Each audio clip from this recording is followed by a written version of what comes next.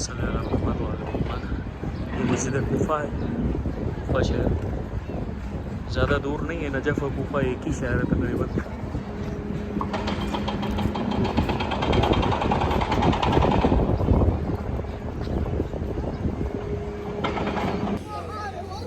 اللہم صلی علی محمد وعلی محمد یہ مسجد کوفہ ہے۔ مسجد کوفہ گیٹ میں ابھی ہم داخل ہوں گے اندر اور یہاں اعمال کریں گے۔ یہاں کم و بیش 7 مقامات ہیں خاص جن میں جا کے 2 رکعت نماز ادا کی جائے گی اور کچھ اعمال کیے جاتے ہیں۔ اس کے لیے ہمارے ساتھ مولانا صاحب ہیں، وہ اعمال کروائیں گے۔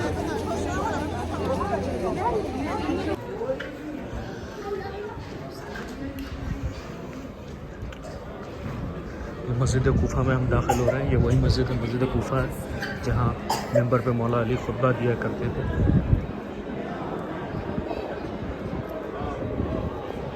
بہت تاریخی اہمیت ہے اس مسجد کی۔ اسی مسجد میں مولا علی کو قتل کیا گیا۔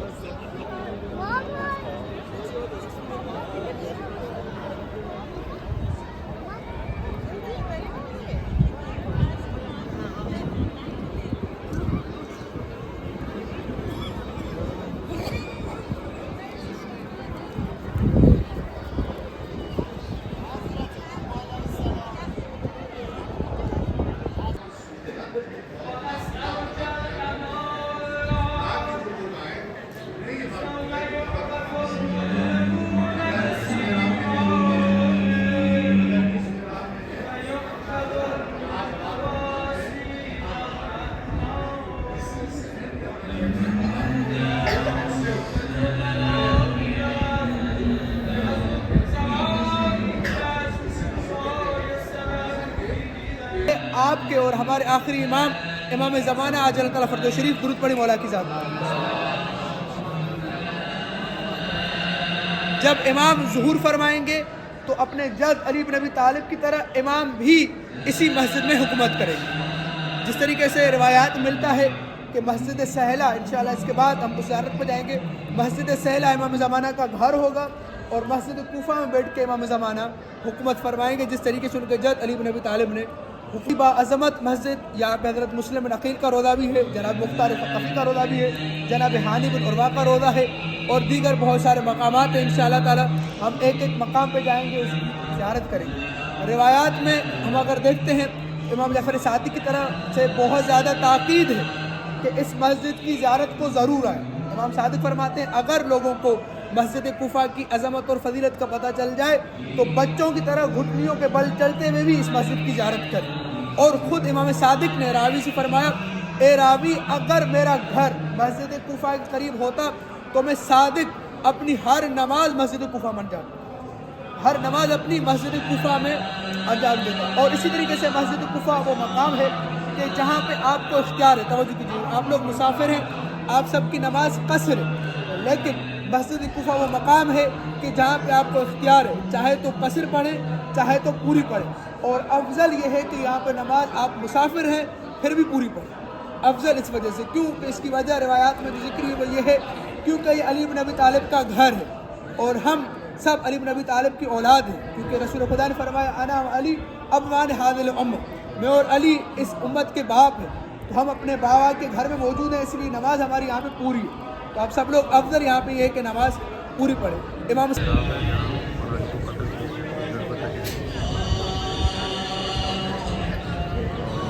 کوفہ میں ہم باجماعت نماز پڑھ زورین۔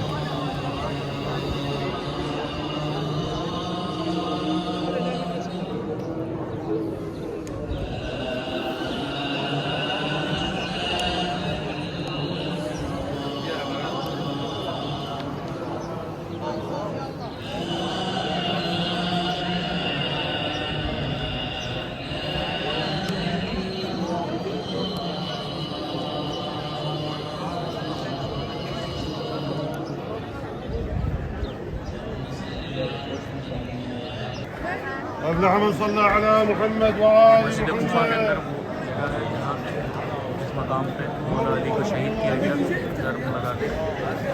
خدا کی لعنت ہو عبد الرحمن ابن ملجم خوارزی پہ.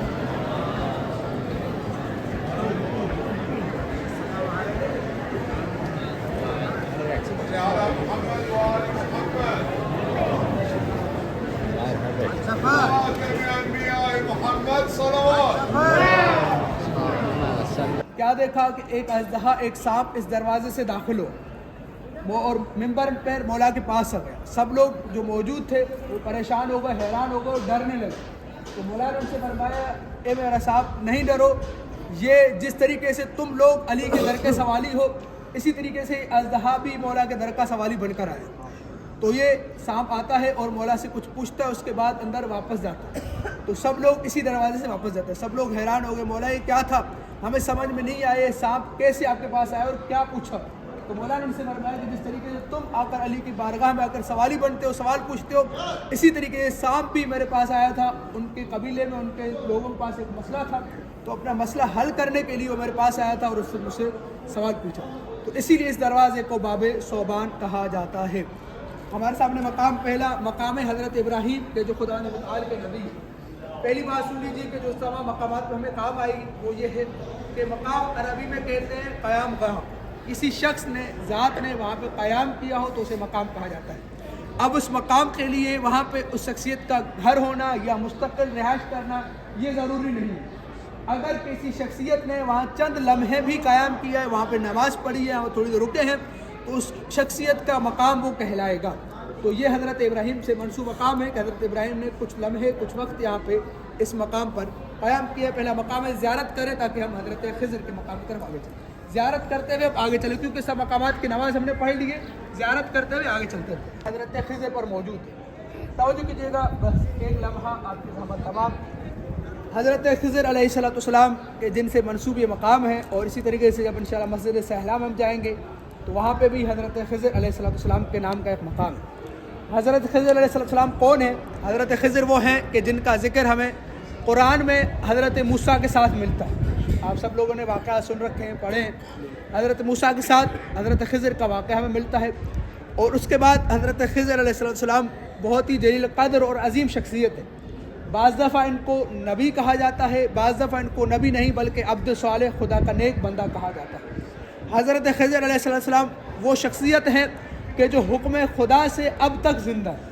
ان کا زمانہ حضرت موسیٰ کے زمانے میں اور اب تک زندہ ہے. شاید یہ خدا نے متعال کی طرف سے ان لوگوں کو جواب ہے کہ جو امام زمانہ اجل تعالیٰ فرج شریف کے طول غیبت پر یا طول عمر پر اعتراض کرتے ہیں, جو یہ کہتے ہیں کہ یہ کیسے ہو سکتا ہے کہ ایک شخص 1300 سال 1400 سال یا 1500 سال زندہ رہ سکے. تو خداوند متعال کی طرف سے ان کے اشکال کا, ان کے اس اعتراض کا پہلے سے ہی جواب دیا گیا. وہ کیسے کہ خدا نے حضرت خضر کو زندہ رکھا, کہ جن کا زمانہ رسول خدا سے بہت پہلے حضرت موسیٰ کے زمانے میں جن کے واقعات ملتے ہیں, ہو سکتا ہے ان کا زمانہ اس سے بھی پہلے ہو, لیکن ابھی تک وہ حکم خدا سے زندہ ہیں. تو یہ خدا کا جواب ان لوگوں کے لیے جو امام زمانہ کے طول عمر پر اعتراض کرتے ہیں کہ وہ نبی کے جو رسول خدا سے بھی بہت پہلے ہے, جب وہ زندہ رہ سکتے ہیں تو امام زمانہ اجل تعالیٰ فرج شریف زندہ کیوں نہیں رہ سکتے. اسی طریقے سے حضرت عیسیٰ علیہ السلام بھی حکم خدا سے ابھی تک زندہ, اور یہ سب خدا متعال کی طرف سے جواب ہیں ان لوگوں کے لیے جو امام زمانہ پر اعتراض کرتے ہیں. 3 مقامات ہیں ہمارے سامنے. سب سے پہلا مقام وہ حوض جہاں سے آپ لوگ پانی پی رہے ہیں, وہ کیا مقام ہے وہ سن لیجیے. یہاں سے لوگ پانی پی رہے ہیں, وضو کر رہے ہیں. یہ مقام وہ مقام ہے جہاں سے نور کا طوفان اٹھا, جہاں سے نور کا طوفان اٹھا, اس لیے اس مقام کو سفینۃ نوح کہا جاتا ہے. اور حضرت نجف اشرف کی سرزمین کی خاصیت یہ ہے کہ طوفان اٹھا بھی یہاں سے تھا اور تھما بھی یہیں پہ تھا. تھما کہاں پہ تھا؟ امیر المومنین کے حرم کے بیک سائڈ پہ, جہاں سے اپنے صافی صفا مقام کبھی کسی نے اجازت نہیں کی یا کی ہے. وہاں پہ ایک پہاڑی ہوا کرتی تھی, وہاں پہ اس مقام پہ حضرت نوح کا طوفان تھما. تو یہ پہلا مقام ہو گیا سفینۃ نوح کے, جہاں سے حضرت نوح کا طوفان اٹھا تھا. دوسرا مقام آپ کے سامنے ستون, یہ عمود, یہ پول نظر آ رہا ہے.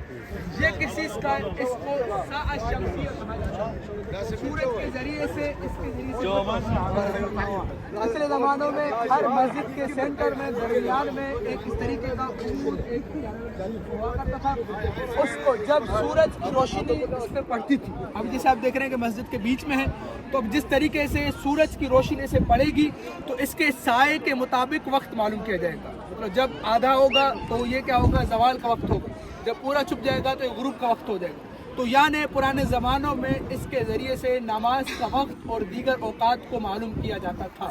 یہ دوسرا مقام ہو گیا۔ تیسرا اوقات ہم نے انجام دی، مقام رسول خدا۔ اب مقام رسول خدا یہاں پر کیوں ہے؟ توجہ کیجیے گا، وہ مقام اس وجہ سے یہاں پر ہے، توجہ کریں تھوڑا دوبارہ ایک بار پھر، یہ مقام یہاں پہ رسول خدا کا مقام کیوں ہے یہاں پہ؟ جب رسول خدا معراج پر جا رہے تھے تو دوران معراج رسول خدا نے حضرت جبرائیل سے پوچھا، جبرائیل ہم کہاں پہنچے ہیں؟ تو حضرت جبرائیل نے کہا کہ ہم کوفہ شہر میں مسجد کوفہ کے اوپر ہیں۔ تو رسول خدا نے حضرت جبرائیل سے کہا، جبرائیل خدا سے اذن لو کہ میں محمد اس مسجد میں نماز پڑھنا چاہتا ہوں۔ تو رسول خدا نے معراج کو روک کے اس مسجد میں اس مقام پہ 2 رکعت نماز ادا کی۔ تو معراج کے لیے کائنات کے نظام کو روک دیا گیا، اور مسجد کوفہ کے لیے رسول خدا نے معراج کو روک کے اس مقام پہ نماز ادا کی، اور حضرت جبرائیل نے بھی یہاں پہ نماز ادا کی، جن کا مقام آگے انشاءاللہ فجر کے بعد آتا ہے۔ تو رسول خدا نے معراج کے وقت اس مقام پہ نماز ادا کی تھی۔ تو رسول خدا کے مقام کی زیارت کیجیے تاکہ ہم آگے چلیں۔ اور ہم مولا علی بن ابی طالب کے محراب کی زیارت کریں گے جو مقام ضربت کہلاتا ہے، لیکن اس سے پہلے ہمارے 2 مقام ہیں۔ پہلا مقام یہ حضرت آدم علیہ السلام کا مقام ہے۔ حضرت آدم کا مقام یہاں پہ کیوں ہے؟ وہ اس وجہ سے جب حضرت آدم کو جنت سے نکال دیا گیا اور زمین پر بھیجا گیا، تو اس مقام پہ حضرت آدم کی توبہ قبول ہوئی۔ حضرت آدم نے توبہ کی اور خدا تعالی نے محمد و آل محمد کے صدقے میں حضرت آدم کی توبہ کو قبول کیا، تو وہ مقام وہ تھا، یہ تھا جہاں پہ حضرت آدم کی توبہ قبول ہوئی۔ پروردگار آدم کے صدقے ہم سب کی بھی توبہ قبول فرمائے اور ہم سب کو گناہوں سے بچنے کی توفیق عطا فرمائے۔ دوسرا مقام آپ کے سامنے وہ بھی ہم بتا دیتے تاکہ آپ زیارت کر کے بالکل سینٹر میں دوبارہ آ جائیے۔ اس کے بالکل آگے ہی 2 پول چھوڑ کے حضرت جبرائیل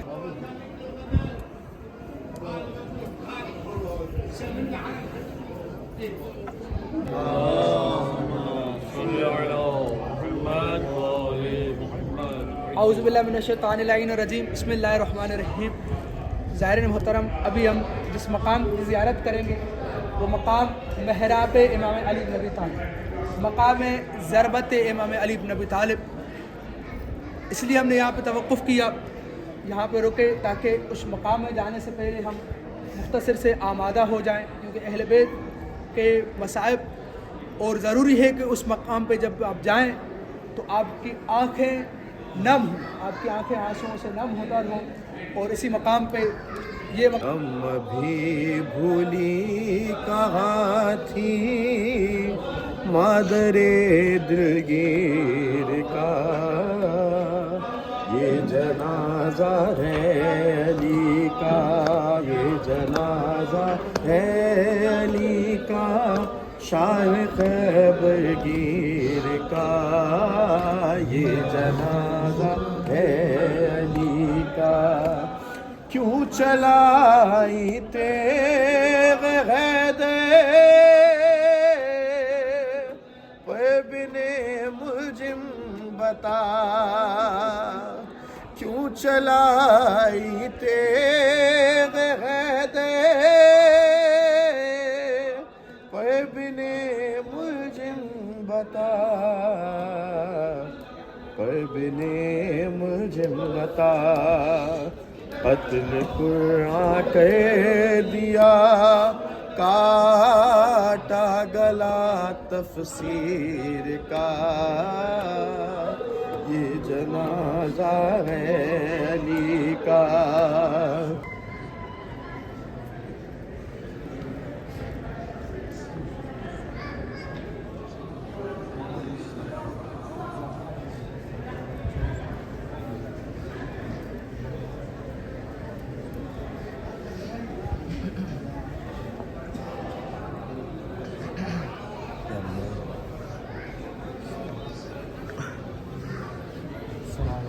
یہ وہ جگہ ہے جہاں مولا علی کو قتل کیا گیا فجر کی نماز میں۔